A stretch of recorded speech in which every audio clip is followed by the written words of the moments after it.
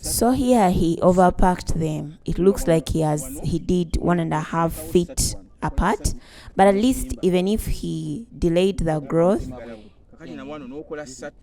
2 feet at least. But this is small.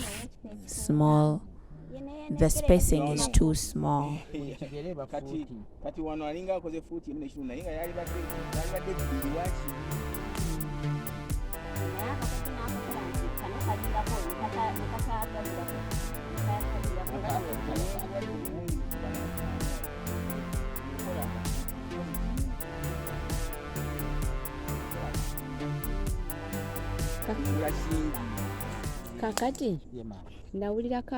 I've had some people who advise that the first flower you should remove it to give your pepper room to grow more. If you do